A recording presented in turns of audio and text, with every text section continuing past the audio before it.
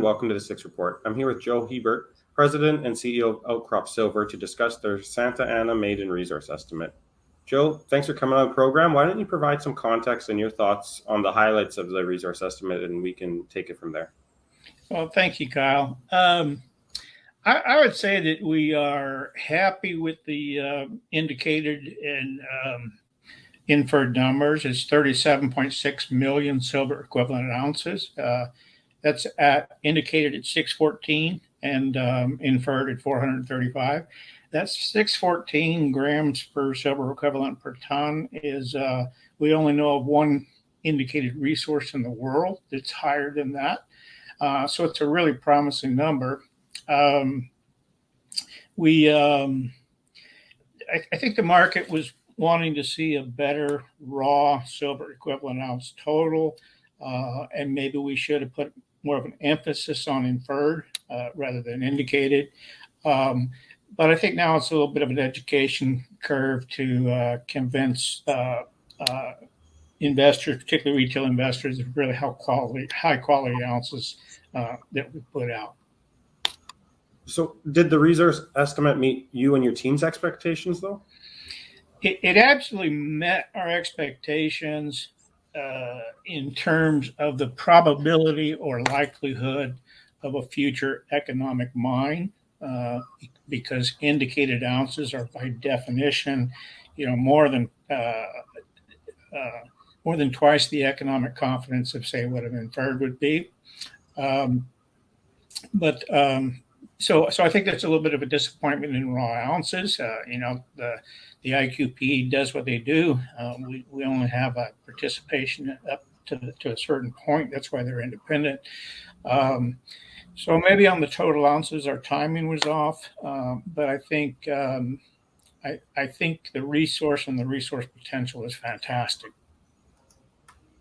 Now, pardon me, this resource estimate is factoring in 7 veins, and it looks like you have a higher degree of confidence with Las Maras, if I'm pronouncing that correctly, but there's still potential at the Santa Ana vein, correct? What's your exploration strategy going forward in terms of further resource definition? What we got to do is, the resource consists of 7 veins. A large part of that was not enough drill density to meet a classification, inferred or otherwise. I think what we've got to do now is we've got to step back and take a look at the whole 18 kilometers. We have to explore numerous multi-kilogram silver targets and be a little bit more efficient on just the generation of raw ounces and not worry too much about indicated. Okay, so like, how would you allocate your dollars for further resource definition versus the other exploration efforts?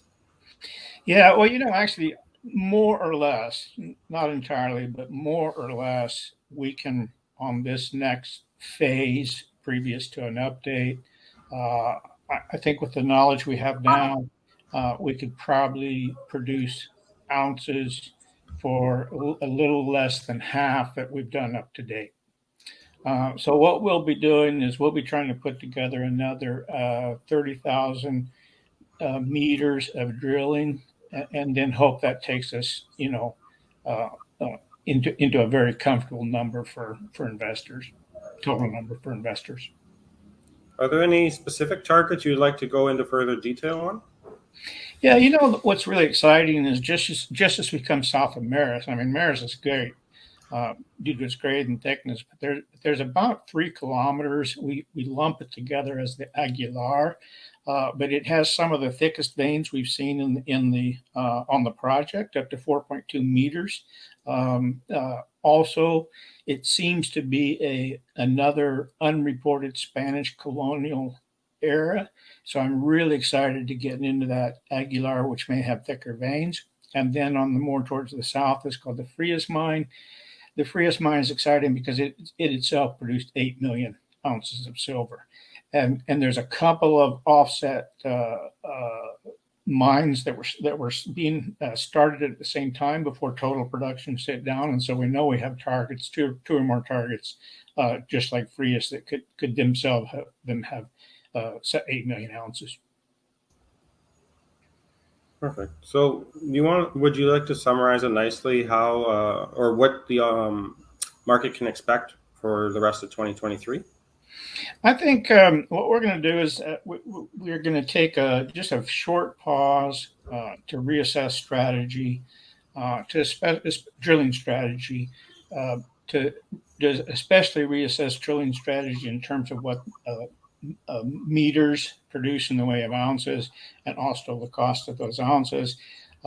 Once we do that assessment, I think we'll be looking at trying to drill, or we'll be looking at drilling upwards of 12 additional veins. And so you can compare that 12 to the 7 that produced the resource, and it's a substantial amount of potential. Perfect. And how can the audience learn more about your company?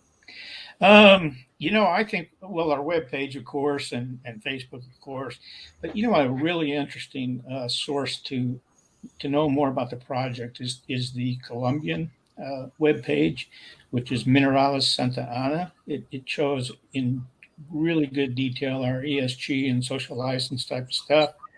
And then, Research Capital, of course, covers us, and as an analyst, as an institutional analyst. And then also we seem to be getting quite a bit of traction with some social influencers. That would be Online Silver, that would be the Economic Ninja, that would be Gold Advisory, and those are places to go where you get a nice succinct story with some good commentary. Perfect. Thank you so much, Joe, for your time. You're welcome.